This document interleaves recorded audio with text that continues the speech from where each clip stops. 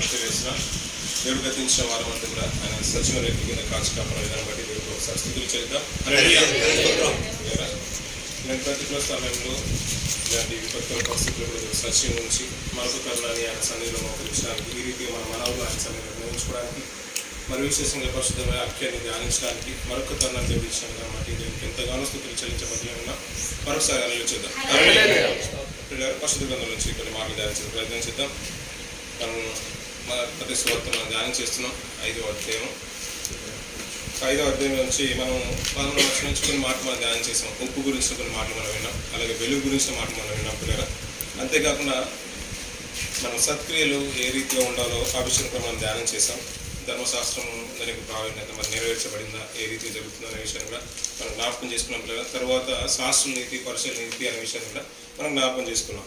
తర్వాత కిందికి మాట్లాడుతూ నరహత్య గురించిన మాటలు మనం ధ్యానం చేసాం. అలనోడు నరహత్య చేస్తేనే తప్పు, అలాంటి ఆలోచన రావడమే తప్పు అనే మాటలు మనం ధ్యానం చేసాం. తర్వాత కింది మాటలు మనం అర్పణ అర్పించినప్పుడు ఏ రీతిగా ఉండాలో మన విధానాన్ని ప్రభు అనే యేసులో మరొకసారి జ్ఞాపకం చేశాడు. వాటిని కూడా ధ్యానం చేసాము. చివరిగా వ్యభిచారం, అలాంటి ఆలోచన రావడమే తప్పు. ఒకప్పుడు శారీరకంగా క్రియ జరుగుతూనే తప్పు ఉండేది, కానీ అలాంటి ఆలోచన మనసులో పుడితేనే తప్పు. అలాగే వివాహ విషయంలో దేవుడు ఇచ్చిన నిబంధనలు మనం జ్ఞాపకం చేసుకున్నాం. అంతేకాకుండా చివరిగా గతించిన వారంలో మనం ఏ రీతిగా ఉండాలి, మన మాట ఏ రీతిగా ఉండాలి, ఒట్టు పెట్టుకునే విషయంలో ప్రమాణం చేసుకున్న తర్వాత, వాగ్దానం చేసుకున్న తర్వాత దాన్ని నిష్క్రమించవద్దు, దాన్ని కోల్పోవద్దు, లేదంటే దాన్ని చేసుకోకపోవడమే మంచిదనే విషయం జ్ఞాపకం. ఈ వారానికి అంటే కింద 43 నుంచి 48 వరకు ఆల్రెడీ మనం ధ్యానం చేసాం. ఈ మధ్యలో ఈ పారాగ్రాఫ్ మనం 38 నుంచి 42 వరకు జ్ఞాపకం చేసుకుంటే ఈ అధ్యాయం అయిపోతుంది. సో 38 నుంచి 42 వరకు మనం ఈరోజు ధ్యానం చేద్దాం పిల్లలు. 5 వచనాలు, 5వ అధ్యాయం 38 వచనం నుంచి 42 వచనం వరకు చదువుదాం. కంటికి కన్ను, కంటికి పళ్ళు అని చెప్పబడిన మాట మీరు విన్నారు కదా. నేను మీతో చెప్పినదేమనగా, దుష్టుని ఎదురింపక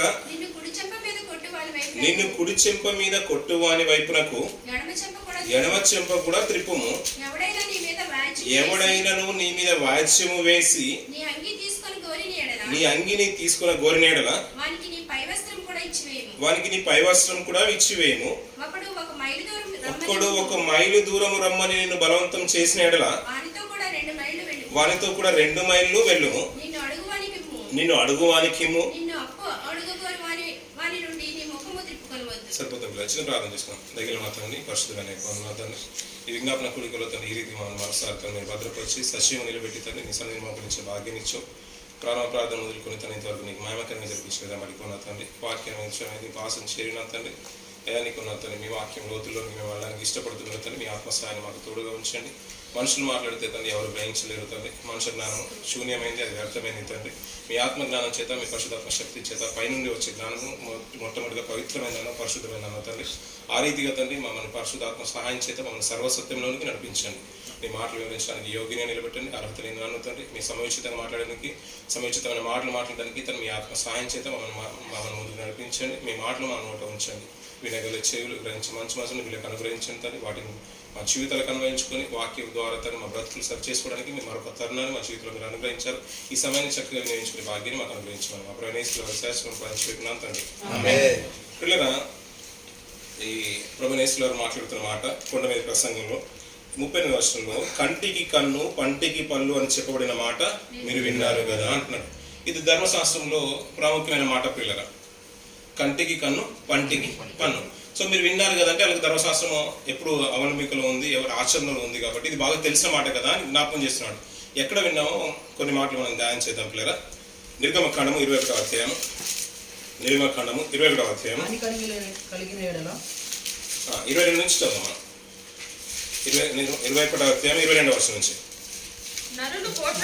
నరులు పోట్లాడుచుండగా గర్భవతి అయిన స్త్రీకి దెబ్బ తగిలి ఆమెకు గర్భపాతమే కాక మరి ఏ హానియు రాని ఎడల హాని చేసిన వాడు ఆ స్త్రీ పెనిమిటి వాని మీద మోపిన నష్టము అచ్చుకొనవలను. న్యాయాధిపతులు తీర్మానించినట్లు దాన్ని చెల్లించవలను. హాని కలిగిన ఎడల నీవు ప్రాణమునకు ప్రాణము, కంటికి కన్ను, పంటికి పళ్ళు, చేతికి చెయ్యి, కాలుకు కాలు, వాతకు వాత, గాయమునకు గాయము, దెబ్బకు అంటే ఎలాంటి కట్టడి అంటే పిల్లల చాలా స్ట్రాంగ్గా ఈ మాటలు ఎవరైనా వింటా భయం పుడుతుంది. తప్పు చేస్తే సౌదీలో కానీ గల్ఫ్లో కానీ ఎలాంటి నిర్ణయాలు ఉన్నాయో మనం అందరికి తెలిసిన విషయం పిల్లల. తప్పు జరిగితే కొన్ని ప్రాంతాలు మనం చూసాం కదా పిల్లల, బహిరంగంగా ఉరి తీసేవాళ్ళు. మీ పాడికి చూస్తున్నాం. దానివల్ల ఏమైపోతుంటే సమాజంలో ఒక భయాన్ని పుట్టుకుంటుంది. మీరు తిరిగి తప్పు చేయడానికి భయపడిపోతారు. ఒకవేళ స్త్రీకి ఏమైనా అన్యాయం జరిగితే, గర్భపాతమే కనుక జరిగితే, ఒకవేళ జరగని ఎడల ప్రాణం పోయిందా, ప్రాణానికి ప్రాణం తీసేయి, పన్ను ఇరిగిపోయిందా, పంటికి పన్ను, కంటికి పన్ను, వాతకు వాత అనే కట్టడం చాలా ఖండితంగా నిర్వహిస్తున్నాడు. ఈ మాటలు కనుక మనం ఆలోచిస్తే భయం పడుతుంది. బై మిస్టేక్ ఏదైనా జరిగింది అనుకోండి, పరిస్థితి ఏంటి? అలా కాదండి. ఆ ధర్మశాస్త్రం ఏంటంటే చెయ్యి పోయిందా చెయ్యి తీసేయమంటున్నాడు, స్ట్రాంగ్గా రాస్తున్నాడు. ఇలాంటి మాటలే లేవి ఖండంలో కూడా చూస్తాం పిల్లరా. లేవి ఖండము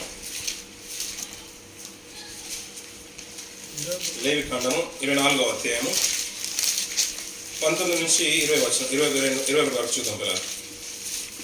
24వ అధ్యాయము 19 వచనము 20 వచనం 21 వచనం చూద్దాం. ఒకడు తన పొరుగువానికి కళంకము కలుగచేసిన ఎడల వాడు చేసినట్లే వానికి చేయవలెను. విరుగగొట్టబడిన దాని విషయంలో శిక్ష. వినబడుతుంది పిల్లరా. ఒక్కవేళ ఇన్ కేస్ విరిగిపోయింది అనుకో, విరుగగొట్టడమే శిక్షణ అంట. మరి చాలా దారుణంగా ఉంది. ఇది ఆలోచించడానికి కూడా కఠినంగా ఉంది. సాక్షాత్ మనం ఏమనుకున్నా పోనీ మనం మాఫ్ చేస్తాం. మనం ఆ మధ్యకాలంలో ఒరిస్సా ప్రాంతంలో పిల్లరా ఒక గొప్ప సేవకుని, ఒక మిషనరీ సేవకుని కాల్ చేశారు. ఎవరు పిల్లరా? గ్రామ్ స్టెయిన్ గారిని కాల్ చేశారు. తన పిల్లలతో సహా, అంటే ఇంచుమించు 23 సంవత్సరాల నుంచి 40 సంవత్సరాల వరకు పరిచర్య చేస్తూనే ఉన్నాడు అతను, ఆస్ట్రేలియా నుంచి వచ్చి. అలా చేస్తున్న కాలంలో పిల్లరా తన భార్య తన ఇంటికి వెళ్ళింది. కావాల్సిన అంటే ఏదో పరిస్థితిని బట్టి తన ఇంటికి వెళ్ళిపోయింది. ఒక రాత్రి కాలంలో ఈ బజరంగ దళ ఆ RSS టీంకి నాయకుడు దారాసింగ్ మన గురించి మనకు తెలుసు కదా పిల్లలతో పాటు కారులో ఉన్నవన్నీ సజీవంగా కాల్చి చంపేశారు. అతను ఆ రోజే వచ్చిన వాడు కాదు, నెల రోజులు వచ్చి కాదు, ఇంచుమించు 23 సంవత్సరాలు అదే ప్రాంతంలో పరిచయం చేస్తున్న వ్యక్తి. కాల్చిన తర్వాత తన భార్య వచ్చిన తర్వాత పిల్లల కోర్టులో కేసు వేసిన తర్వాత తన భార్య అందంట, నేను క్షమించేస్తున్నానని అందట. అతన్ని క్షమించేసిందంట. ప్రాణానికి ప్రాణం కోరలేదు పిల్లరా. తనకి మనకు తెలుసు కదా పిల్లరా, భారతదేశంలో పద్మభూషణ్ అవార్డు, అలాగే భారత రత్న, ఇవి కొన్ని ప్రాముఖ్యమైన అవార్డ్స్ ఉన్నాయి.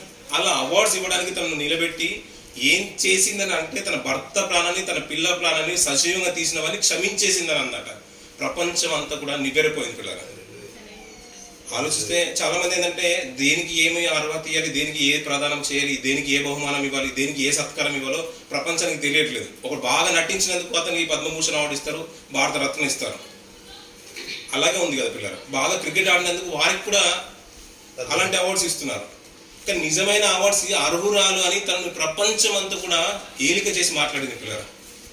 తను కావాలనుకుంటే ఆ వ్యక్తికి ఉరిశిక్ష కూడా విధించడానికి భారతదేశం అంతా కూడా ఏకమైంది. అలాంటి మిషనరీలు చాలా మంది ఉన్నారు.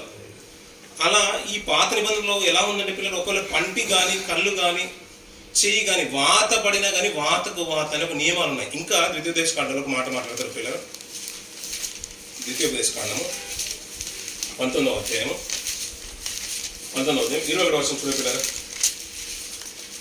19వ అధ్యాయం 21వ వచనం. నీవు ఎవరిని కటాక్షింపకూడదు, ప్రాణమునకు ప్రాణము, కంటికి కన్ను, పంటికి పళ్ళు, చెయ్యికి చెయ్యి, ఇది విధి అంటున్నాడు. ఒక నిర్ణయాన్ని ఇచ్చేశాడు. ఇది పక్కాగా జరగాల్సిందంట. ఎందుకు అంటే పైనుంచుకుని మాటలు చదువుతుండే పిల్లరా, ఎందుకంటే మిగిలిన వారు 20వ వచనం చూడండి పిల్లరా, అట్లు మీ మధ్య నుండి చెడుతనమును పరిహరించుదురు, మిగిలిన వారు విని భయపడి నీ దేశం నాటి దుష్కార్యం ఇకను చేయకుందురు అంట పిల్లరా. సో పాత నిబంధనల కార్యక్రమం ఏంటంటే ఇలాంటి కట్టడాలు పెట్టడానికే, అంటే దేవుడు హింసను ప్రేరేపించిందని కాదు, అలాంటి జరుగుతుంటే దేవుడు సంతోషం అని కాదు. అలాంటి నియమాలు లేకపోతుంటే జనులు విచ్చలవిడిగా తిరుగుదురు. ధర్మశాస్త్రం వచ్చిందని కదా పాపము ఆరోపింపబడింది. ఇలాంటి కట్టడాలు ఉంటే ఒక నియమం ఉంటుందని ఇలాంటి ఆజ్ఞలు రూపొందబడ్డాయంట పిల్లరా. ఎందుకంటే ఆ దేశంలో జనులు విన్న తర్వాత ఒక భయం ఉంటుందంట. ఆ సందర్భం వేరేనా, ఎందుకు అది అంటున్నాడంటే భయం ఉంటుందట, మిగతా వారు ఇది పాపం చేయకుండా ఉంటారంట. సో ఈ మాట వాళ్ళు విన్నారు, మనం కూడా విన్నాం. తర్వాత ప్రభు అయిన యేసు క్రీస్తు ఏ రీతిగా మార్పు తీసుకొస్తున్నాడో చూడండి పిల్లలు. కంటిన్యూ చేద్దాం. 39వ వచనం.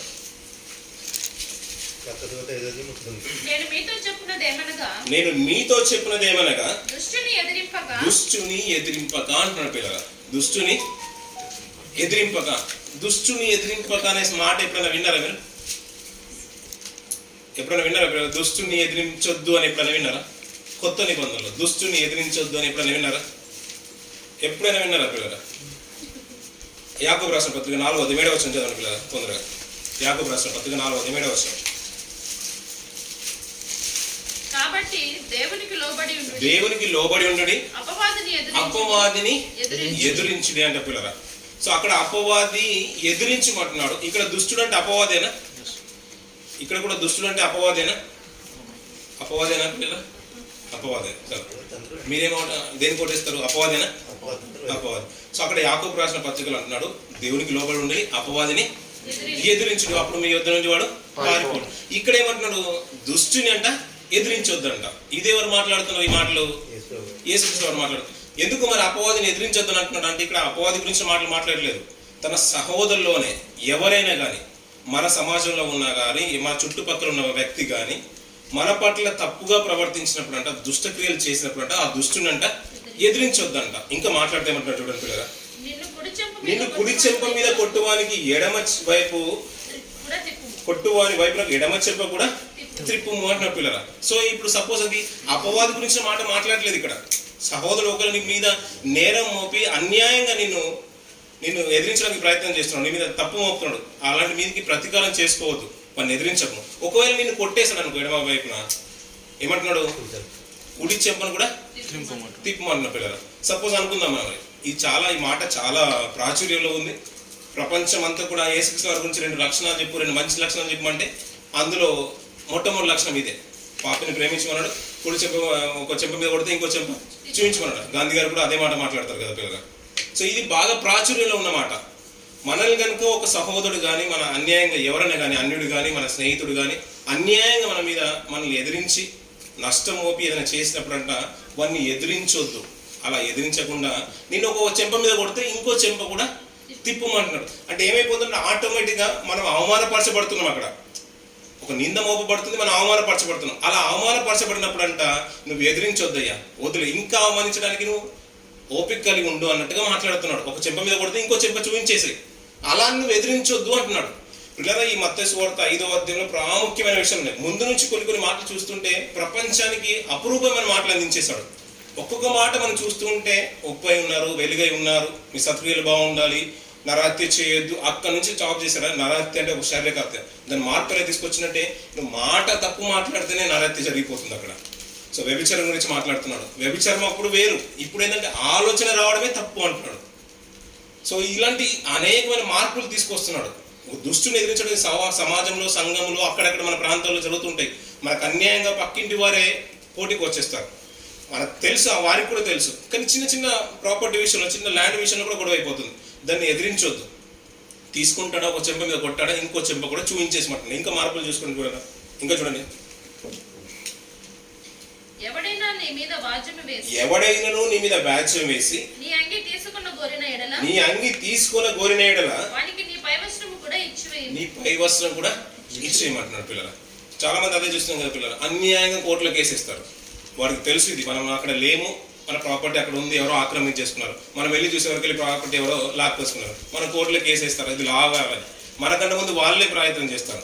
అది తెలిసినా కానీ మనం వాళ్ళ వ్యాజ్యం ఉన్నప్పుడు అంట ఒకరు పై వస్త్రం తీసుకోవాలనుకుంటారంట, ఈ వస్త్రం అంగీ తీసుకోవాలనుకుంటే పైన కండువ లాంటిది వేసుకునే వాళ్ళు చాలా మంది. అది కూడా ఇచ్చేయి అంటున్నాడు. సో మార్పు ప్రభువైన యేసు ఏ రీతిగా చేస్తున్నాడో అర్థం చేసుకోవాలి పిల్లలు. నిన్ను అవమానిస్తేనంట, అవమానపరిచినప్పుడు ఏ రీతిగా బ్రతకాలో నేర్పిస్తున్నాడు. ఇంకొకటి నీ దగ్గర నుంచి ఏదైనా లాక్కోవాలనుకుంటాడా, ఇచ్చే. దానితో పాటు ఇంకొకటి కూడా ఇచ్చే అంటున్నాడు, పై వస్త్రం కూడా ఇచ్చేయమంటున్నాడు పిల్లలు. అలా నేను వాళ్ళ మీదికి వ్యతిరేకంగా దుష్టుని ఎదిరించొద్దు అంటున్నాడు. ఎదిరిస్తే ఏమైపోతుంది పిల్లలు, తనకు మనకు ఏముంటుంది, ఏ తేడా ఉండదు అంటున్నాడు. సో సాక్షాత్తు ప్రభువైన యేసుక్రీస్తు వారే నిదర్శనం, సాక్షాత్తు ప్రభువైన యేసు వారే నిదర్శనం పిల్లలు. ఆయన కొట్టువానికి ఏం చేశాడు, తన వీపును అప్పగించేశాడు, ఆయన చెంపలు అప్పగించేశాడు. ఎన్ని రీతిగా అతను అవమానించిన ప్రతిదానికి ఓర్చుకున్నట్టుగానే తిరిగి బదులు పలుకలేదంట పిల్లలు. సో అదే మాదిరిని సమాజానికి శిష్యుల్ని తయారు చేస్తున్నాడు, సమాజానికి కూడా ఆ రీతిగా తయారు చేస్తున్నాడు. ఇలా ఉండాలయ్యా, ఇలా ఉండొద్దు.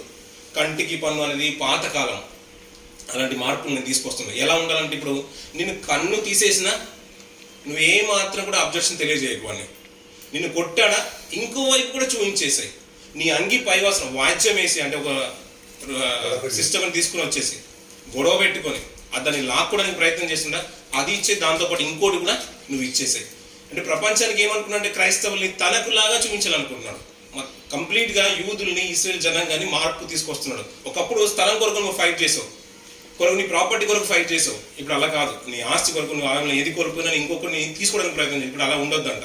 తన మార్పు కంప్లీట్ ఏంటంటే నువ్వు కొట్టువానికి ఇంకో సైడ్ కూడా ఇప్పేసాయి. కంప్లీట్గా నువ్వు అవమానపరచబడినా పర్లేదు. అలా అవమానపరచబడినప్పుడు అంట ఏ రీతిగా ఉండాలో ఇంకా మాట్లాడుతూ ఏమంటున్నాడు పిల్లలు చూడండి. పిల్లలు పై వర్షం కూడా ఇచ్చివేయము. ఒకడు ఒక మైలు దూరం రమ్మని నేను బలవంతం చేసిన ఎడల వానితో కూడా 2 మైళ్ళు వెళ్ళుమంట పిల్లల. మనం అదే విషయం మరొకసారి జ్ఞాపకం చేస్తున్నాడు. అంటే రూల్స్ ఎలా ఉన్నాయంటే పిల్లల, అక్కడ బలవంతం చేసినా కానీ, నేను ఒకరైనా సమాజంలో బయట ఉండే వారి గురించి మాట్లాడలేదు పిల్లల, దేవుని ప్రజల గురించి మాట్లాడుతున్నాను. నిన్ను ఎవరైనా అవమానపరిచినా, నీ బలవంతంగా నేను లాక్కున్నా, నిన్ను కొట్టినా ఎదురు పలకొద్దు, బదులు చెప్పొద్దు. అలాంటి మాటలు మాట్లాడుతూ ఇంకా నేను ఎవరైనా బలవంతం చేసి నేను దుబాయ్ రమ్మన్నారు అనుకోండి, దుబాయ్ కాదు నువ్వు అబుదాబి దగ్గరికి వెళ్ళిపో అని చెప్తున్నాడు పిల్లల. సో ఇది చాలా కష్టమైన పరిస్థితి, చాలా క్లిష్టమైన పరిస్థితి కూడా. సర్వసాధారణంగా చాలా అలసిపోయిన తర్వాత దుబాయ్ రమ్మంటే మనం వెళ్ళగలుగుతామా? వెళ్ళాలి, తిరిగి రావాలి కదా పిల్లల. అదే కాదయ్యా, అక్కడ నుంచి నువ్వు అబుదాబి దగ్గర వెళ్ళిపో అన్నట్టుగా మాట్లాడుతున్నాడు ప్రభు. సో కంప్లీట్గా రూల్స్ అన్ని మార్చేస్తున్నాడు దాంట్లో. అంటే ధర్మశాస్త్రాన్ని తీసేయడానికి కాదు పిల్లల, దాంట్లో మార్పులు, విపరీతమైన మార్పులు తీసుకొస్తున్నాడు. శారీరకంగానే ఒకరోజు ఆలోచించేవారు, కష్టం కలిగిందా దానికి ఏ మాత్రం కూడా అంటే పరిహరించొద్దు, ఆ విధిని పక్కగా పాటించాలి. ఒకవేళ మార్పు తీసుకొస్తే ఏమైపోతుంది సమాజంలో అంటే అది అవకతవకలు జరిగిపోతాయి, లూజ్గా వదిలేసినట్టు అయిపోతుంది, తప్పు జరిగిపోతుంది. ఇలాంటి సందర్భాలు బాగా తెలుసు కదా పాత నిబంధనలు పిల్లగా. దుష్టుని ఎదిరించే విషయంలో చాలా మంది చాలా రకాలుగా ప్రయత్నం చేశారు. అందులో దావీదు గారి సందర్భాన్ని మీకు జ్ఞాపకం చేస్తాను పిల్లగా. ఆయన అడవి ప్రాంతంలో ఉన్నాడు, తన 600 సైన్యంతో పాటు ఉన్నాడు, 600 మంది జనాంగంతో ఉన్నాడు. ఆ సందర్భంలో తన పశువుల కాపల అంటే అదే వారుండే ప్రాంతంలోనే పశువులు గొర్రెలను పెంచుకోవడానికి నాబాలు యొక్క కుటుంబీకులు గొర్రెలు సేవకులు గొర్రెల్ని తీసుకొని వస్తారు. వీరు చుట్టూ ప్రాకారాల్లాగా ఉంటారు వారి సేవకులు, దావీదు గారి సేవకులు. కొంతకాలానికి వీళ్ళకి ఆహారం అవసరం ఉంటుంది, తెలుసు కదా పిల్లలు, ఆహారం అవసరం ఉంటుంది. ఆహారం అవసరం ఉన్నప్పుడు దావీదు గారు ఏం చేస్తారంటే తన సేవకులను పంపిస్తాడు. అతను గుర్రబిచ్చు కత్తిరించు కాలంలో ఉన్నారు కదా, మీరు వెళ్ళి కొంత సామాగ్రిని మన సేవకుల కొరకు పనివారి కొరకు కొంత సామాగ్రిని తీసుకురామంటే నాబాలు అవమానించి పంపించేస్తాడు దావీదు గారిని, అవమానించి పంపిస్తాడు. అంత కొంత వీళ్ళు వెళ్ళిపోయిన తర్వాత వర్తమాన సేవకులు దావీదు గారికి చెప్పడం, దావీదు గారు విపరీతమైన కోపంతో అతన్ని చంపడానికి బయలుదేరి వెళ్తాడు. ఈ వర్తమానం అక్కడ అతని సేవకులు వచ్చి వెళ్ళిన విషయము, దావీదు గారి సేవకులు వచ్చి వెళ్ళిన విషయము తన భార్యకు తర్వాత అతని సేవకులు చెప్తారు. ఏమైందంటే దావీదు గారు అతని సైన్యము మాకు చాలా సహకారిగా ఉన్నారు, అడవిలో ఏమీ రాకుండా వారు కాసారు. అలాంటి సేవకుడే సైతం అడవిలో ఉన్నప్పుడు కొంత సామాగ్రిని అడిగినప్పుడు మన రాజు గారు అంటే విపరీతమైన యజమాడు విపరీతమైన మాటలు మాట్లాడి వారిని అవమానించి పంపించేశాడు. అవమానించి పంపించినప్పుడు వెంటనే నాబాలు భార్య, ఆమె పేరు ఏం పేరు పిల్లరా? అబిగయల్. ఆమె ఎంత చాకచక్యంగా నిర్ణయం తీసుకుందంటే మంచి మంచి సామాగ్రిని రెడీ చేసి తన గాడిద మీద అంత కట్టి పనివాడిని సిద్ధం చేసి అన్ని కూడా పెట్టుకొని ద్రాక్ష గల్లు సామాగ్రి అంతా తీసుకొని, దావీదు గారేమో అతను చంపడానికి సైన్యంతో వస్తున్నారు. ఈ మధ్యలోనే ఈమె వెళ్ళిపోతుంది. వెళ్ళిపోయి సాష్టాంగ నమస్కరించి రాజు చిరంజీవి అగును గాక గొప్ప గొప్ప మాటలు మాట్లాడుతుంది.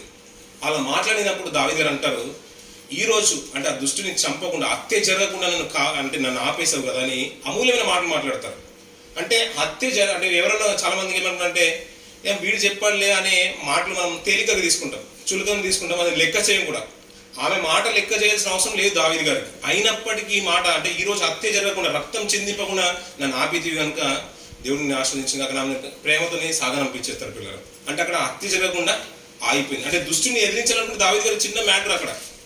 నాబాలు అది కూడా కాదు, ఆ విషయం అంతా కూడా నాబాలు భార్య చెప్పిన తర్వాత నాబాలు 10 దినాలు అలాగే ఉండి గుండె పగిలినోడైపోయి చనిపోతాడు. దావీదు గారి మీదకి ఇలాంటి మాటలు మాట్లాడేసి మత్తు దిగిన తర్వాత చెప్పిన తర్వాత చనిపోయిన సందర్భం తెలుసు. అంటే దుష్టుని ఎదిరించాలనుకోలేదు దావీదు గారు. అంటే ఒక మాట ఎవరైనా తెలియజేస్తే అక్కడ నిలిచిపోయారు. పాత నిబంధనలో చాలా సందర్భంలో దుష్టుని ఎదిరించడానికి అలాంటి మాట్లాడినా కానీ ఎవరు కూడా అంత తెగించి ముందుకు రాలేదు పిల్లలు. కొత్త నిబంధనలు కూడా అమూల్యమైన మాటలు మనం వింటూ ఉంటాం. అంతెందుకు పిల్లలు, కొన్ని మాటలు మనం చూస్తూ ఉంటే పిల్లల కీడుకు ప్రతికీడు ఎవరికి కూడా చేయొద్దు అంట. యోబు గారు కూడా అదే మాట మాట్లాడతారు. సామెతలు కూడా చూస్తాం, కీర్తనలో చూస్తాం. మర్చిపో మాట చూద్దాం. 20-22 సామెతలు 20-22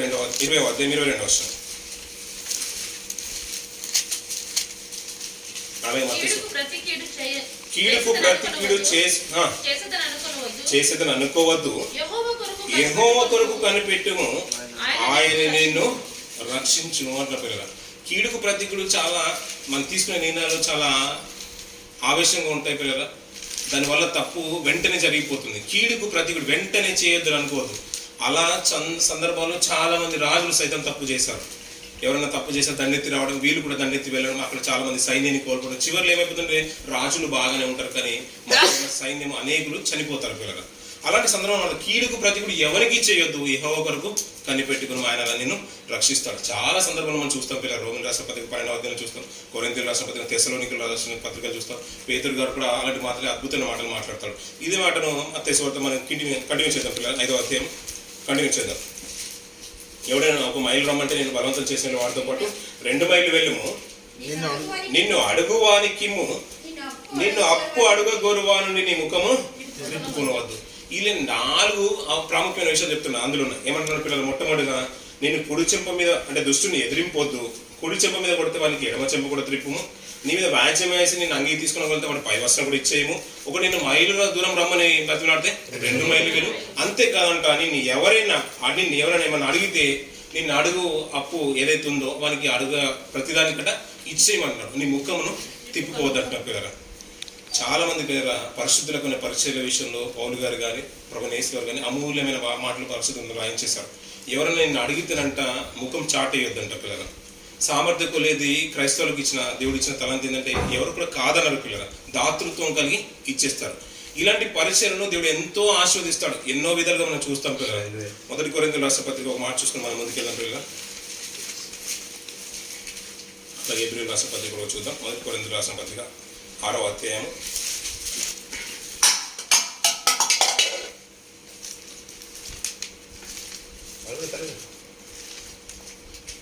6వ అధ్యాయం పిల్లలు 6 నుంచి కొన్ని మాటలు చూద్దాం పిల్లలు. అయితే సహోదరుడు సహోదరుని మీద వాజ్మాడుచున్నాడు, మరి అవిశ్వాసులు ఎదురునే వాజ్మాడుచున్నాడు.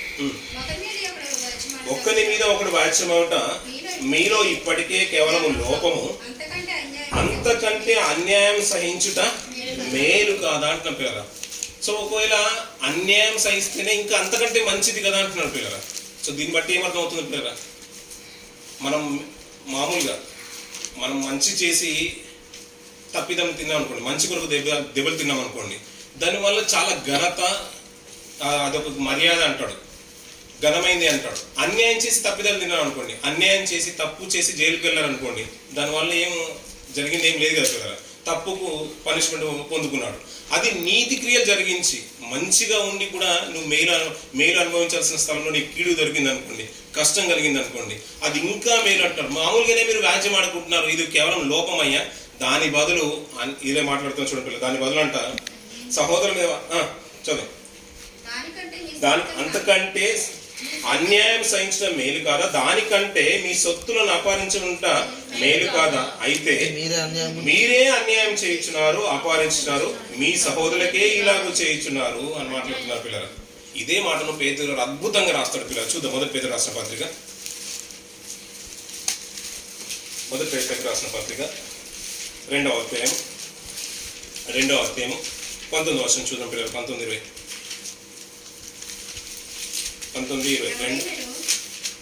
1 పేతురు రాసిన పత్రిక 2వ అధ్యాయం 19వ వచనం. ఎవడైనను అన్యాయంగా శ్రమ పొందుచు దేవుని గూర్చిన మనస్సాక్షి కలిగి దుఃఖము సహించిన యెడల అది హితమవుతుందంట పిల్లల. ప్రభువైన యేసు గారు అదే జరిగింది కదా పిల్లల. అదే ప్రపంచానికి చాటి చెప్పాలనుకున్నాడు. తన శిష్యుని ఆ రీతిగానే మార్చాలనుకున్న యూదా సమాజాన్ని కూడా ఆ రీతిగానే నిలబెట్టాలనుకున్నాడు. అందులో భాగంగానే ఇవన్నీ మాటలు మాట్లాడుతున్నాడు.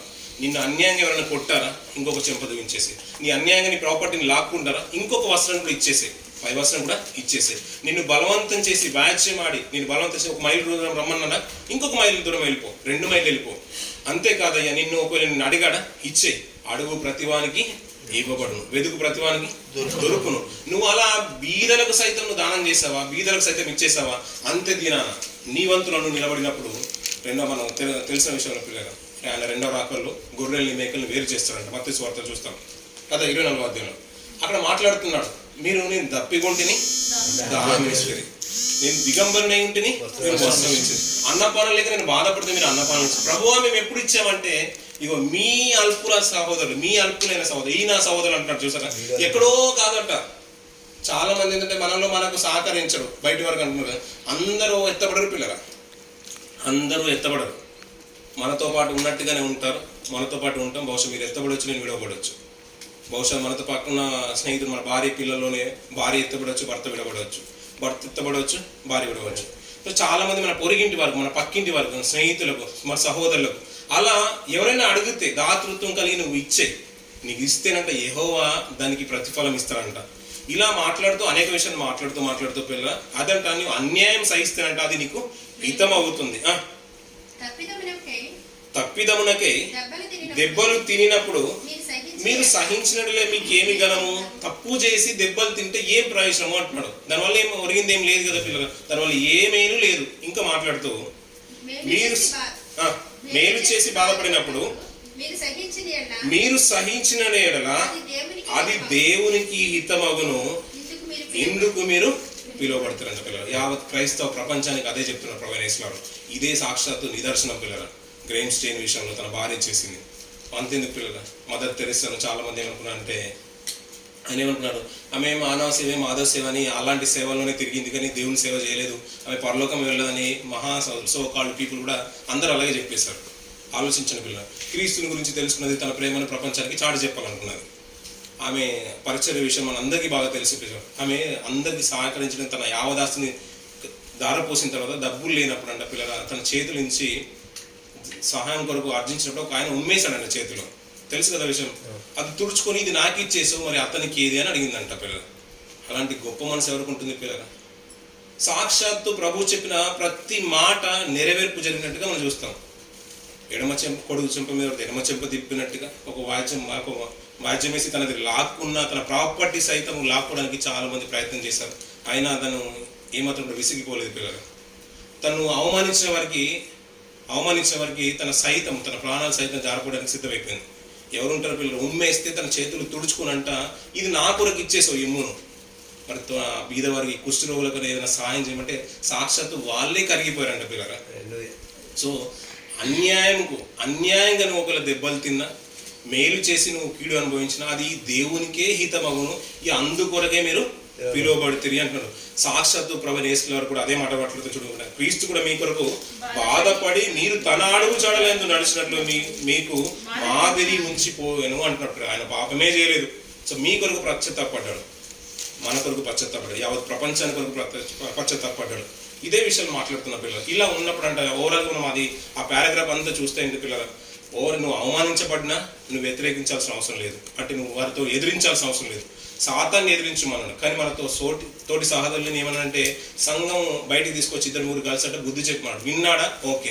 2 సార్లు 3 సార్లు గద్దించు, లేదంటే వాడిని పక్క పెట్టు సంఘం నుంచి అన్నాడు. అదే మాట భక్తులు మాట్లాడతారు కదా పిల్లలు. కానీ అంటే సహోదరులు ఏమన్నాడు, వాళ్ళని ఎదిరించకు, కానీ న్యాయంగా మాట్లాడు. ఒకవేళ నేను బలవంతం చేసి నీ వ్యాజ్యం వాడి నీ అంగి లాక్కోవాలనుకున్నా 5 వస్త్రం కూడా ఇచ్చేసాయి, నేను మైలు దూరం రమ్మంటాడా 2 మైళ్ళు వెళ్ళిపో, కానీ నేను అడిగాడా ఏమాత్రం కూడా ముఖం తిప్పుకోకుండా నువ్వు ఇచ్చే.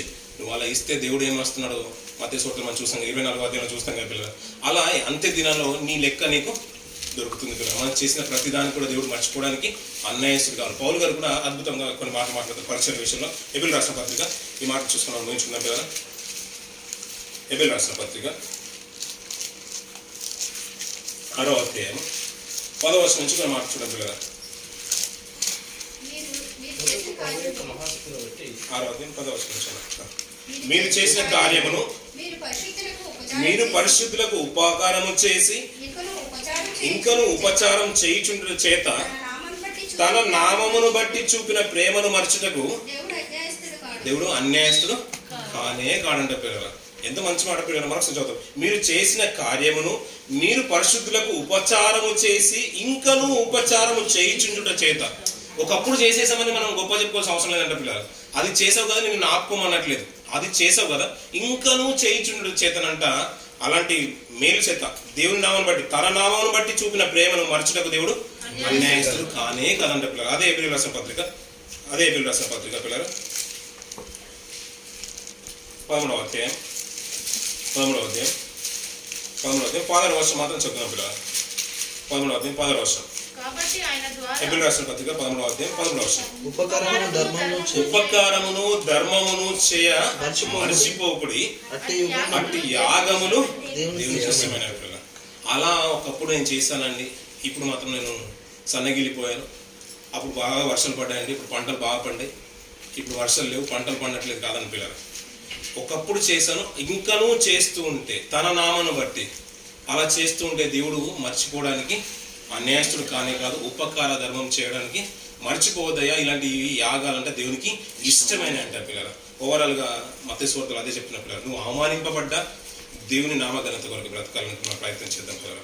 ఒకరు అన్యాయంగా మన దగ్గర నుంచి లాక్కున్నా దాని కొరకు నువ్వు ఆశ్చర్యపడి దాని కొరకు గొడవ పెట్టుకోవాల్సిన అవసరం లేదు. ఇంకొకటి కావాలంటే నీ ఇంకోటి కూడా ఇచ్చేసే. కానీ దేవుడు ఏమంటున్నాడు, చివరిలో ఈ లోకంలో నువ్వు ఎన్ని పోగొట్టుకున్నా పోగొట్టుకోపోయినా ఒకవేళ నువ్వు తిరిగి నువ్వు సంపాదించుకోవచ్చు, దేవుడు ఇవ్వడానికి సమర్థుడే పిల్లలు. ఈ లోకంలో నువ్వు సంపాదించుకోకపోయినా తిరిగి పరలోక రాజ్యంలో మనం సంపాదించుకున్న నిరీక్షణ కలిగి మనం బ్రతుకుతాం పిల్లలు. ఉపకార విషయంలో, మనం చేసే యాగాల విషయంలో, సత్కార్యముల విషయంలో, క్రియల విషయంలో ఎల్లప్పుడూ సన్నద్ధులై ఏమాత్రం కూడా అలసిపోకుండా విసిగిపోకుండా నదిలా ప్రవహించే నీళ్ళగా నిత్యం ప్రవహించినట్టుగా విసిగిపోకుండా ఇంకిపోకుండా ఆ ఉత్సవాన్ని తుదమట్టు కాపాడుకునే ప్రయత్నం చేద్దాం పిల్లలు. ఈ కొద్ది మాటలు దేవుడు గురించి ఆశ్రయించుగా.